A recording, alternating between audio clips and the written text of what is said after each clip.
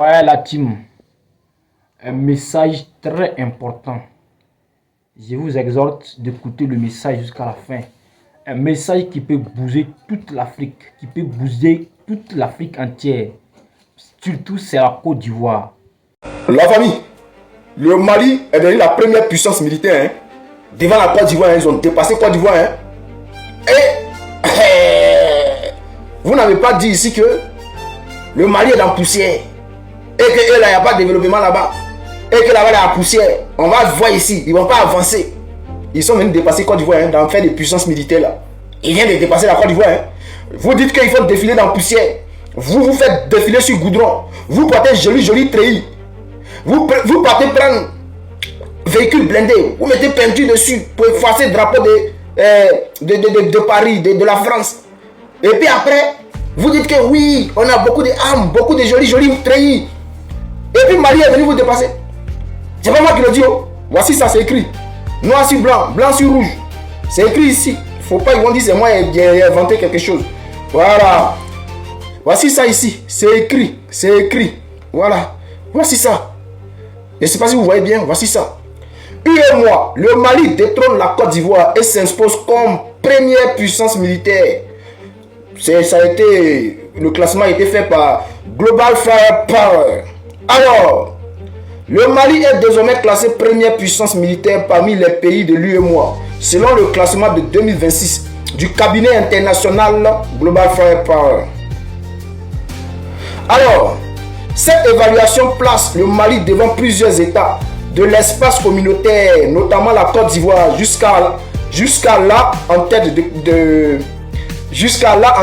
de ce classement régional. Le Global Firepower Index 2026 évalue 145 pays à travers le monde à partir d'un ensemble de données militaires, logistiques et stratégiques. Dans ce cadre, les pays membres de l'UEMOA se positionnent comme sur au niveau mondial. Premier pays, Mali, 144. Premier pays, Mali, 104 rang mondial. Deuxième, Côte d'Ivoire, 108 rang mondial. Troisième, Niger, 120e rang mondial. Quatrième, Sénégal, 126e rang mondial. Cinquième, Burkina Faso, 127e rang mondial. Vous voyez que dans ce classement-là, les trois pays de l'AES dominent. Maintenant, si on veut mettre si on prend l'AES passe en tête du classement de l'Afrique de l'Ouest. Carrément. L'AES prend même peut-être, si on a bien fouillé, ils vont prendre la tête de l'Afrique. Voilà, mais pour l'instant, pour être humble, voilà. On va prendre seulement l'Afrique de l'Ouest. Donc, chers frères, chers camarades, pour aller en profondeur, ceux qui cherchent à faire la guerre contre l'AES, là, est-ce que vous êtes prêts? Parce que militairement, ils sont premiers. Voilà. On va aller en profondeur, chers camarades, chers amis. Alors, que nous dit ici ce journal? Niamey, 30 janvier. ANP, ONEP, le site web américain spécialisé dans la défense, a publié cette semaine son classement 2026 des pays ayant les armées les plus puissantes dans la région Afrique de l'Ouest. Ce qu'il est en train de vous dire là. Il y a des gens qui ont dit oh tu mens. Voici ça, il y a apporté preuve de ça. C'est écrit noir sur rouge, noir sur blanc, blanc sur vert. C'est écrit là. Je n'ai rien inventé. Alors, que nous dit son classement? Son classement 2026 des pays ayant les armées les plus puissantes dans la région Afrique de l'Ouest. Le Niger est classé 5e armée et 21e à l'échelle du continent. Rapporte l'hebdomadaire nigérien Sahel dimanche du 30 janvier. Top 5 de la région Afrique de l'Ouest comprend dans l'ordre le Nigeria, le Mali, la Côte d'Ivoire, le Ghana, le Niger. On constate que deux pays de la confédération AES, Mali et Niger figurent dans le top 5. Je vais vous dire une chose qui va vous apporter un peu de chaleur. Vous voyez que dans ce top 5 là, le Burkina Faso n'est pas cité. Parce que le Burkina Faso n'a pas produit de rapport. Or, en réalité, c'est un piège. C'est un piège. Le Burkina Faso n'a jamais fait de rapport sur son armée. C'est pour cela que les gens, quand ils veulent plus s'attaquer, ils veulent passer toujours par le Burkina Faso. Mais ils ont compris que, quand ils ont compris que le Burkina Faso aussi, là, ils sont assis, eux-mêmes, là, ils sont dangereux. C'est là ils sont allés essayer au Niger. Parce qu'en réalité, quand Ibrahim Traoré est arrivé, les armes qu'il a acquéries, la capacité militaire qu'il a mise en place, chers frères, chers camarades, et il a mis l'argent dans son armement. Il a acquis des avions de chasse, hélicoptères de guerre, avions de chasse. Comme le Mali, hein, ils ont fait la même chose comme le Mali. Mais comme c'est le Mali qui vient de faire son rapport, pour dire aux gens que on vous amuse là, on vous éteint. On est passé devant Côte d'Ivoire. Sinon là, normalement la troisième place revient au Burkina Faso. Chers frères, ils vont dire encore que le soldat de Gbagbo dénigre son pays. Non, je ne dénigre pas mon pays. Chers frères, ça me fait mal. Parce que vous voyez tous les défilés qu'Alassane Ouattara fait là. C'est en location. L'argent là, ça pouvait acheter armes, hein, mais lui il préfère louer. Parce qu'on l'impose. On lui impose de louer. Il ne peut pas acheter. Et puis lui aussi, ça l'arrange parce qu'il s'en fout. Il s'en fout, lui il est là pour son jet. Quand il va finir là, il va gagner temps. Donc là, le Côte d'Ivoire là, lui, au lieu de prendre pour payer âme, là, comme ça, quand il va quitter là, les âmes là vont nous appartenir là. Non, hein, lui il loue ça. Et c'est ce qui nous fatigue. Sinon, en réalité, si on veut prendre le vrai classement, si on dit Mali est devant la Côte d'Ivoire, derrière le Mali, c'est le Burkina Faso qui doit venir. Forcément. Donc, aujourd'hui, vous voyez maintenant qu'en Afrique de l'Ouest, la première puissance militaire, c'est l'AES. Voilà. Alors, chers frères, chers camarades, pour ceux qui veulent faire la guerre contre l'AES, réfléchissez. Réfléchissez à 10 reprises. Parce que si vous réfléchissez à 2 reprises, là, vous allez faire fausse route. Réfléchissez à 10 reprises. C'est pour cela qu'on va écouter cette vidéo-là jusqu'à la fin. Écoutez bien, hein? Ouvrez vos noukoulis. Vos noukoulis là, ouvrez ça bien. Hein? C'est parti la famille. Dans un contexte de défis sécuritaires persistants, le Sahel émerge comme un pôle de résilience et de souveraineté. Et un classement établi par le cabinet américain Global Firepower nous en donne la preuve. Établi sur plus de 60 critères, effectifs, capacité aérienne, budget de défense et logistique, il place le Mali au 17e rang africain et 104e mondial. Le Mali s'impose notamment comme la première puissance militaire de l'Union économique et monétaire ouest-africaine, position qui était auparavant occupée par la Côte d'Ivoire. Dans cet espace, le podium est complété par le Niger, 3e, et le Sénégal, 4e, tandis que le Burkina Faso occupe la 5e place. Une ascension qui symbolise la force croissante des nations de l'AES face aux menaces extérieures et intérieures. Et cette progression n'est pas le fruit du hasard.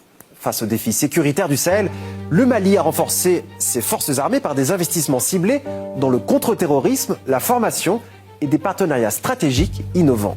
En effet, parmi ses fournisseurs, on retrouve la Russie, partenaire stratégique, qui procure hélicoptères, avions de combat, systèmes antiaériens et munitions. Mais Bamako a su diversifier ses sources d'approvisionnement.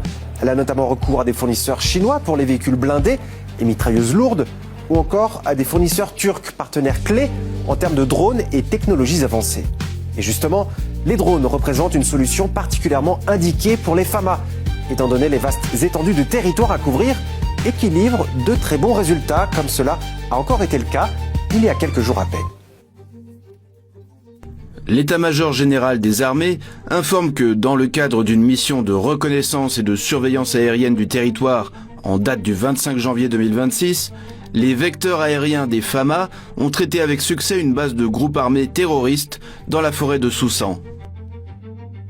En deuxième position, en Afrique de l'Ouest après le Nigeria, le Mali affirme donc son leadership, contribuant à stabiliser le Sahel contre les ingérences extérieures.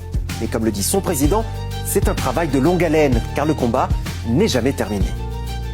Mener une guerre asymétrique est une épreuve redoutable. Mais face à la menace, nous avons choisi de rebâtir notre outil de défense. Les avancées significatives ont été enregistrées, des zones ont été sécurisées, la liberté de mouvement s'est améliorée et l'autorité de l'État poursuit son rétablissement. À noter également la participation des forces maliennes à la force unifiée de l'Alliance des États du Sahel, symbole de la dynamique de solidarité régionale qui favorise une sécurité autonome et adaptée à ses besoins. Cette évolution renforce l'espoir d'un Sahel uni et fort, capable de relever ses défis, nombreux, par ses propres moyens. Une leçon de résilience pour toute l'Afrique. Alors, chers frères, chers camarades, voici affaire là. Moi, je peux dire quoi encore là? Qu'est-ce que je dois dire pour vous convaincre encore? Mais j'aimerais dire à certains militants RHDP, ceux qui disent que le Niger, le Mali, le Burkina Faso fait pareil comme la Côte d'Ivoire parce que on a critiqué la Côte d'Ivoire, on a dit que non, c'est la France qui gère. Pourquoi ils font pourquoi les militaires français sont en Côte d'Ivoire? Pourquoi? Et aujourd'hui, on a félicité même la Russie lorsque ils ont repoussé les terreaux qui ont attaqué au Niger et tout. Bon, cher mouton RHDP, je vous confirme ici que ce n'est pas pareil. Est-ce que vous comprenez? Le Niger, Burkina Faso, Côte d'Ivoire, eux là, en vent, quand Bakuba, Takuba, Mapuka, Sekouba, c'est-à-dire toutes ces forces de la France, de l'Union européenne, quand ils étaient installés dans l'AES, eux, ils ne donnaient pas d'armes au Burkina Faso, au Niger et au Mali. Les soldats de l'AES, et quand ils partaient à l'entraînement, ils utilisaient leur bouche pour faire les bruits des Kalachnikov. T'as entendu là-bas? Ouais, j'ai entendu. Avec la bouche.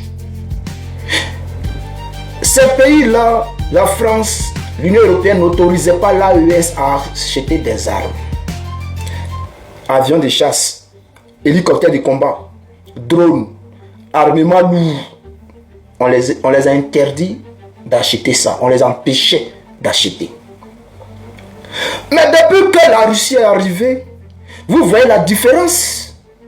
Que le Mali a détrôné la Côte d'Ivoire en matière de puissance militaire.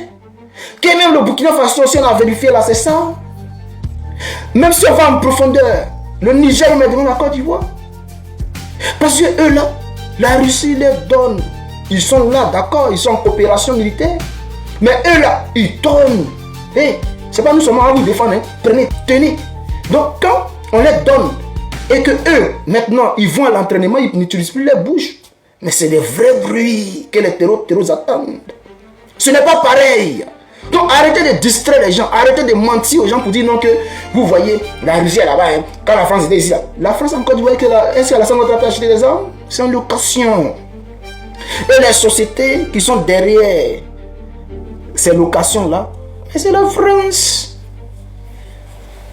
Et puis bon, ils prennent Turquie d'un côté et puis un peu Israël d'un côté pour ne pas que on dit non que c'est la France, donc la France se cache un peu derrière quelques entreprises pour faire louer les armes à la Côte d'Ivoire. On est en location, frère. On manque même d'équipement. On a combien d'hélicoptères de combat? Combien d'avions de chasse? Si aujourd'hui le Mali nous détrône, c'est parce qu'ils en ont des dizaines, des vingtaines. Si, bon, je vais dire même vingtaines, parce que dizaines, oui, d'accord, dizaines, mais ça dépasse. Ça va dans les quarantaines même. Et quand tu prends l'AES, ça va dans les centaines. Donc ce n'est pas pareil. Donc, chers frères, chers camarades,